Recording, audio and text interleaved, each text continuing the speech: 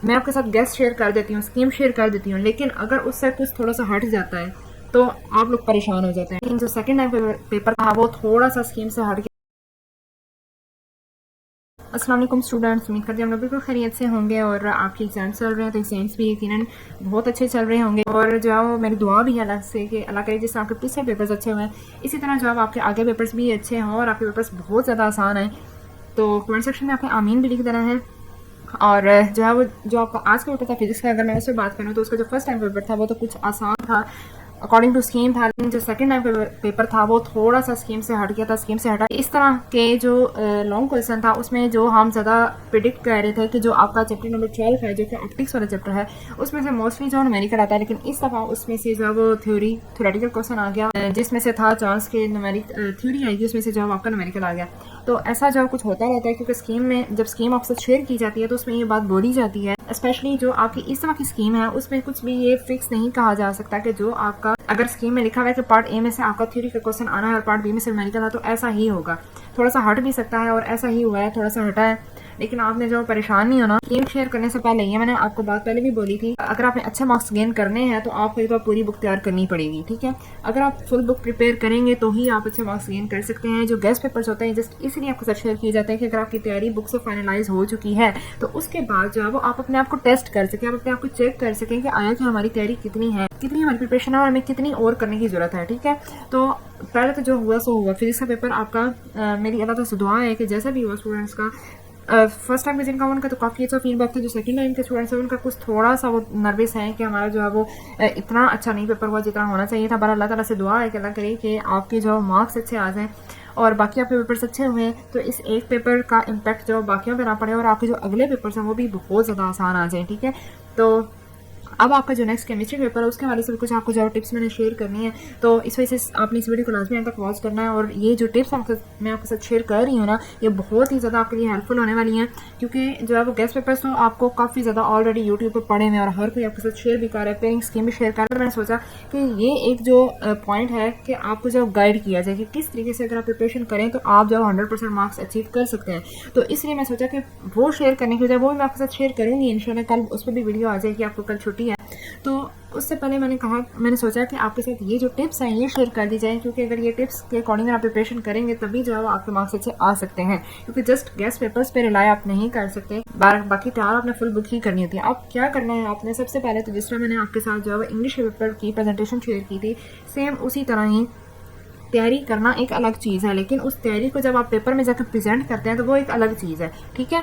वो अगर आपकी प्रिपरेशन अच्छी है लेकिन आप उसको अच्छे तरीके से प्रेजेंट नहीं करते ना फिर भी आपके मार्क्स कभी भी अच्छे नहीं आ सकते। तो अगर हम प्रिपरेशन की सबसे पहले बात करें तो प्रिपरेशन के लिए आपने करना क्या है कि आपने जो है वो केमिस्ट्री की बुक के सबसे पहले आपने एक तो MCQs जो है वो एक्सरसाइज वाले लाजमी करने हैं, ठीक है। जो आज आपका फिजिक्स का पेपर हुआ इसमें भी ज़्यादातर आपके जो MCQs थे एक्सरसाइज में से थे।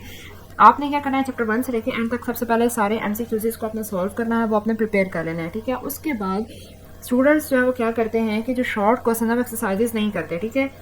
ओवरऑल यहाँ तो चैप्टर पूरा पढ़ लेते हैं, ठीक है, और यहाँ पे जो वो मॉडल पेपर्स गेस्ट पेपर्स तैयार करते हैं, ठीक है। ये चीज़ें करनी चाहिए, मैं आपको मना नहीं करती इनसे, लेकिन आपने एक्सरसाइजेस के क्वेश्चंस मस्ट प्रिपेयर करने हैं, ठीक है। एक्सरसाइजेस के पहले आपने क्वेश्चंस करने हैं, उससे पहले आपने एक्सरसाइजेस के MCQs करने हैं, ठीक है। उसके बाद आपने एक्सरसाइज क्वेश्चंस करने हैं और उसके बाद जो है वो आपके जो केमिस्ट्री का पेपर है इसमें पहले न्यूमेरिकल्स का चांस आके नहीं आते, ठीक है। लेकिन अब जो लास्ट टाइम पेपर हुआ उसमें भी एक टाइम पे न्यूमेरिकल आया है, ठीक है। तो इस वजह से जो आपकी 10th में सिर्फ 2 ही चैप्टर के न्यूमेरिकल हैं, फर्स्ट चैप्टर के और एक सेकंड चैप्टर के, और बहुत आसान न्यूमेरिकल, इसमें कोई मुश्किल बात है ही नहीं। तो आपने जो है वो इन दोनों चैप्टर के न्यूमेरिकल्स को भी अच्छे तरीके से प्रिपेयर कर लेना है कि अगर आ जाए तो कम से कम आप अटेम्प्ट कर सकें, ठीक है। आपके न्यूमेरिकल भी हो गए, ठीक है, आपके शॉर्ट क्वेश्चन भी एक्सरसाइज वाले हो गए, उसके बाद जो है वो आपके MCQs भी हो गए। उसके बाद आपने क्या करना है कि आपने जो केमिस्ट्री के चैप्टर्स में जो आपके ब्लॉक में क्वेश्चन दिए मैंने वो भी आपने कर लेना है, ठीक है। वो आप तैयार करेंगे क्योंकि वो जो मोस्टली क्वेश्चन है वो आपके रीजनिंग बेस्ड क्वेश्चन है, और इस दफ़ा जो है जो आपका SLF बेस्ड पैटर्न है उसमें आपके ज़्यादातर जो क्वेश्चन आने हैं वो रीजनिंग बेस आने हैं, एनालिटिकल क्वेश्चन आने हैं। तो अगर आप वो प्रिपेयर करेंगे ना तो इंशाल्लाह उसमें से आपके जो मार्क्स आ जाएंगे, ठीक है।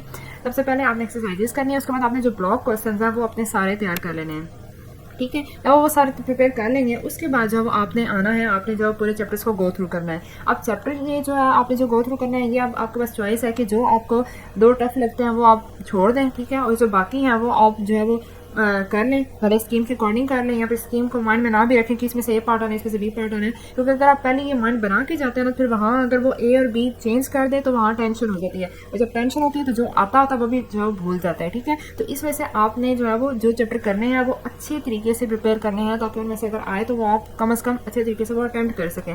और दूसरी बात, अगर जो है वो आपको मैं पेपर प्रेजेंटेशन के पॉइंट ऑफ व्यू से बताऊँ तो वो ये है कि जो है, जब आपने पेपर अटैम्प्ट करना है, एक तो सबसे पहले जो है वो जब आपको पेपर मिलने वाला हो तो दुरूद पाक पढ़ के, आयतुल कुर्सी पढ़ के जो अपने पेपर पे फूंक जरूर मार दिया करें। बेशक आपकी तैयारी 100% भी हो ना, फिर भी दुआ लाजमी किया करें अपने लिए। सिर्फ मेहनत पे भरोसा नहीं, बल्कि मेहनत के साथ साथ जो दुआ भी बहुत ज़रूरी है। ठीक है, दुआ भी हो और साथ में जो है वो मेहनत भी हो, तो फिर ही कामयाबी हासिल होती है।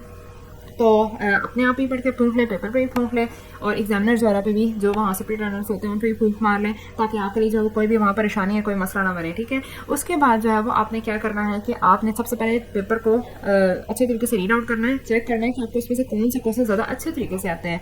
तो जो आपको क्वेश्चन ज़्यादा अच्छे तरीके से आते हैं, सबसे पहले आपने वो क्वेश्चन अटेम्प्ट करने हैं। ठीक है, सीक्वेंस का कोई नहीं होता कि अगर आपको पहला नहीं आता फिर भी आपने पहला ही करना है। ठीक है, लेकिन ये बात याद रखिएगा कि जो आप क्वेश्चन अटेम्प्ट कर रहे हैं वो ही नंबरिंग आपने आंसर शीट पे भी करनी है। ठीक है, ऐसा नहीं करना कि वहाँ से आप जो क्वेश्चन नंबर 6 कर रहे हो और यहाँ आप जो क्वेश्चन नंबर 1 उसको मेंशन कर रहे हो, तो ऐसा नहीं करना। नंबरिंग आपने वही करनी है जो आपकी क्वेश्चन पेपर के ऊपर होगी। ठीक है, नंबरिंग का मैंने आपको बता दिया। उसके बाद जब जैसे ही आप एक क्वेश्चन एंड करें तो उसके नीचे जो वो आपने एक लाइन लाजमी लगानी है, लाइन लगानी है ताकि उसे पता चल जाए कि जो चेकर है उसको पता चल जाए कि यहाँ पे आपका क्वेश्चन एंड हो गया। एक 2 लाइनों का गैप दें, उसके बाद जो है नीचे अगला क्वेश्चन स्टार्ट करें। ठीक है, थोड़ी सी स्पेस होनी चाहिए, और पेपर इंतहा दर्जे का नीट एंड क्लीन करें। जो आपको क्वेश्चन ज़्यादा अच्छे तरीके से आते हैं सबसे पहले आप वो अटेम्प्ट करें।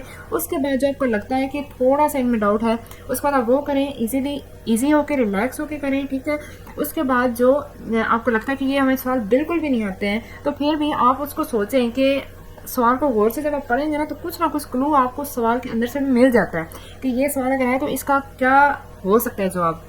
और दूसरी बात ये कि अगर आपने जो है वो कॉन्सेप्ट लेके सारा पढ़ा हुआ होना, तो फिर ये होता है कि कम से कम आपको अगर आंसर वहाँ लिखना नहीं भी आ रहा तो आप अपना कॉन्सेप्ट यूज़ करके कुछ ना कुछ वहाँ पे बता सकते हैं। और अब तो जो है वो ज़्यादातर जो चेक किया जाएगा ना, जो एग्जाम्स में, वो आपका चेक किया जाएगा कि आपका कॉन्सेप्ट कितना क्लियर है। तो अगर आप वहाँ पे अपना कॉन्सेप्ट लिख देते हैं ना, कोई लंबी चौड़ी छोड़ने की जरूरत नहीं है। ठीक है, एक तो आपने टू द पॉइंट लिखना है, जो आपका आंसर बनता है जस्ट आप वो लिखें। आपको अगर आपका आंसर ठीक हो तो आपको इंशाल्लाह पूरे मार्क्स मिलेंगे। ठीक है, ये नहीं है कि अगर आपका आंसर जो है वो 1 या 2 लाइनों का बना है तो आप उसको खींच के 3-4 लाइनों में लेके जाएं, तो इतना तो ना तो एग्जामिनर के पास टाइम होता है, क्योंकि उन्होंने काफ़ी ज़्यादा पेपर चेक करने होते हैं, तो और अच्छा इंप्रेशन भी नहीं पड़ता है। जो आंसर है उसका आपने वो टू द पॉइंट लिखना है। और केमिस्ट्री का पेपर है तो इसमें कोशिश कीजिएगा कि अगर जो सवाल पूछा गया उसमें कोई इक्वेशन आती है ना, तो वो अपनी इक्वेशन लाजमी मेंशन करनी है, और वो जो इक्वेशन आपने लिखनी है वो अपने मार्कर के साथ लिखनी है। ठीक है, थोड़ा अच्छा लगता है, प्रेजेंटेबल होगा वो। और साथ में जो है ये भी मैं ऐड कर दूं कि फ़र्ज़ करें आप जो है वो किसी आप मेटल का जिक्र कर रहे हैं, जैसे आप सोडियम लिख रहे हैं, मैग्नीशियम लिख रहे हैं, तो सोडियम आपने लिखा तो साथ ब्रैकेट में जो उसका सिंबल भी मेंशन कर दे, जैसे सोडियम है तो उसका N है, मैग्नीशियम है तो उसका Mg है। ठीक है, मैंगनीज है उसका Mn है। तो इस तरह जो है वो साथ, तो जो चेकर होगा उस पर काफ़ी अच्छा इंप्रेशन पड़ेगा कि ये बहुत आउटस्टैंडिंग स्टूडेंट है। तो जब स्टार्ट से इंप्रेशन अच्छा पड़ जाता है ना, तो फिर आगे ये समझ लें कि आपको मार्क्स जो मिलने के चांसेस भी आपके बढ़ जाते हैं। ठीक है, तो ये कुछ टिप्स थी जो मैंने आपके साथ शेयर की हैं। साथ ही मैंने आपको पेपर प्रेजेंटेशन का भी बता दिया है। अगर मैं सारी बात को समराइज़ करूँ, सबसे पहले मैं आपको ये बताया कि आपने जो है वो एक तो परेशान नहीं होना, दुआ करनी है, और साथ साथ जो मेहनत अपनी करनी है।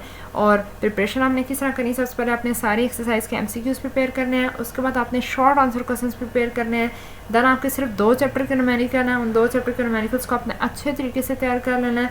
उसके बाद आपने जो ब्लॉक क्वेश्चंस हैं चैप्टर के अंदर वो आपने सारे कर लेने हैं। ठीक है, और देन जो है वो आपने जो चैप्टर्स हैं उनको, अगर आपके पास इतना टाइम नहीं भी ना है कि आप सारा याद कर सके, तो एक दफ़ा आपने सही ध्यान से फुली कंसंट्रेशन के साथ आपने जो है वो चैप्टर को गो थ्रू लाजमी कर लेना है। ठीक है, भले आप 4 चैप्टर करें चाहे आप 5 चैप्टर करें, लेकिन जो आपने करना है आपने उसको गो थ्रू अच्छे तरीके से कर लेना है, उसको समझ के कर लेना है, ताकि आप जो पढ़ें वो आपके माइंड में बैठ जाए। और वहाँ अगर आपने रट्टा नहीं भी ना लगाया हुआ, तो अगर आपने एक दफ़ा समझ के पढ़ा हुआ होगा ना, तो आपको वहाँ लिखने में आसानी होगी, आप वहाँ अटेम्प्ट कर सकेंगे। ऐसा नहीं होगा कि मुझे नहीं आता तो मैंने ये सवाल छोड़ दिया। और एक और बात कि छोड़ना कुछ भी नहीं है। ठीक है, अगर आपको नहीं भी ना आता तो वही बात जिस तरह मैंने आपको कहा कि आप समझ के तो पढ़ लेंगे ना, तो आप कुछ ना कुछ वहाँ पे अटेम्प्ट करने के काबिल हो जाएंगे। ठीक है, तो ये मेरा मकसद था, जस्ट मैंने ये वीडियो इसलिए बनाई है कि मैं आपके साथ गेस्ट शेयर कर देती हूँ, स्कीम शेयर कर देती हूँ, लेकिन अगर उससे कुछ थोड़ा सा हट जाता है तो आप लोग परेशान हो जाते हैं, ठीक है। या फिर कुछ सवाल थोड़ा सा उन्होंने घुमा के दे दिया तो आप परेशान हो गए। तो मेरी वीडियो बनाने का मकसद जस्ट ये है कि आप जब इस काबिल हो सकें कि अगर आप नहीं भी गेस्ट पेपर करते, आप नहीं भी पेयरिंग स्कीम्स को फॉलो करते, फिर भी आप अच्छे तरीके से पेपर अटैम्प्ट भी कर सकें और आप अच्छे तरीके से प्रिपरेशन भी कर सकें। तो मैं उम्मीद करती हूँ कि ये वीडियो आपके लिए बहुत ज़्यादा यूज़फुल रही होगी।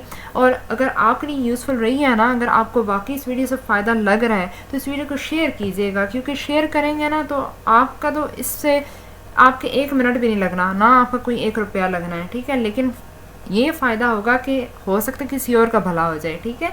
तो किसी और का भला आप सोचेंगे ना तो अल्टीमेटली आपका भला होगा। और दुआ जब भी आप करें ना तो दुआ में हमेशा दूसरों के लिए पहले दुआ किया करें, क्योंकि जब आप पहले दूसरों के लिए दुआ करते हैं दूसरे स्टूडेंट्स के लिए, तो वो जो दुआ है वो अल्टीमेटली आपके हक़ में पहले कबूल होती है, ठीक है। तो ये कुछ बातें इनको फॉलो कीजिएगा इंशाल्लाह, ना सिर्फ इन एग्ज़ाम्स में बल्कि अगर आप इनको फॉलो करेंगे ना तो आप चाहे ज़िंदगी के किसी भी इम्तिहान में जाएंगे ना तो आप इंशाल्लाह कामयाब हो के वापस आएंगे।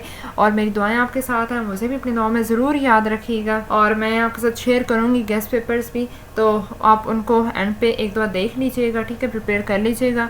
मिलते हैं नेक्स्ट वीडियो में। टिल देन टेक केयर, अल्लाह हाफ़िज़।